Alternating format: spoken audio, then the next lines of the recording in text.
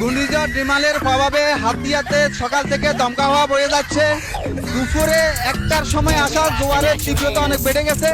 জোয়ার আসার পর থেকে দমকা হওয়ার কারণে জোয়ারের তীব্রতা অনেক বেড়েছে। প্রচন্ড ঢেউ উপচে পড়ছে, 10 থেকে 15 ফুট উচ্চতার ঢেউ উপচে পড়ছে। এখন আমি আছি হাতিয়ার নলছিড়া ইউনিয়নের বেড়িবাঁধের বাইরে নলছিড়া ঘাট এলাকায়। আপনারা দেখতে পাচ্ছেন আমার পিছনে প্রচন্ড ঢেউ উপচে পড়ছে। এখানে বেড়িবাঁধের বাইরে যেসব দোকানপাট এবং মানুষের বসবাস করা ঘরবাড়ি রয়েছে, কিছুক্ষণ আগে এখানে 3 থেকে 4 ফুট উচ্চতায় জলোচ্ছ্বাসের সবগুলা দোকানঘর এবং মানুষের বাড়িঘর সম্পূর্ণ ডুবে গেছে।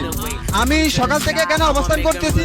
জোয়ার আসার পর থেকে এখানকার ব্যবসায়ীরা তাদের দোকানপাট সম্পূর্ণ মালামাল নিয়ে বেড়িবাঁধের ভিতরে আশ্রয়কেন্দ্রে বিভিন্ন আত্মীয় স্বজনের বাড়িতে এবং নিরাপদে আশ্রয়কেন্দ্রে যেতে দেখা গেছে। আপনারা জানেন যে হাতিয়া একটি বিচ্ছিন্ন দ্বীপ।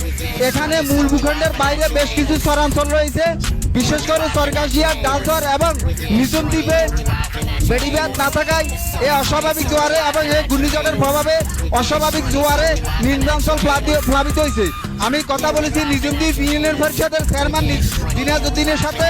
তিনি আমাকে জানিয়েছেন দুপুর 12টার সময় আসা জোয়ারের কারণে নিঝুম দ্বীপের 9টি ওয়ার্ডের সব কয়টি ওয়ার্ড 4 থেকে 5 ফুট উচ্চতায় পানির নিচে তলিয়ে গেছে।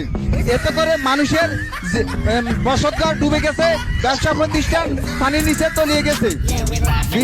নিঝুম দ্বীপের প্রধান সড়কটি 2 থেকে 3 ফুট উচ্চতার জলোচ্ছ্বাসের নিচে তলিয়ে গেছে।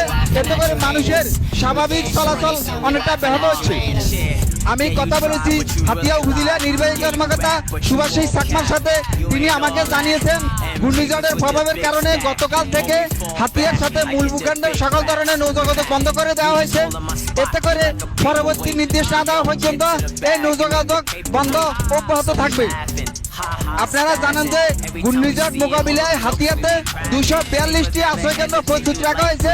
সিপিবির 177টি ইউনিটের সদস্যরা সকাল থেকে মাইকিং করে মানুষজনকে নিরাপদে আশ্রয়কেন্দ্রে আসার জন্য তারা তাদের প্রচারণা অব্যাহত রেখেছেন।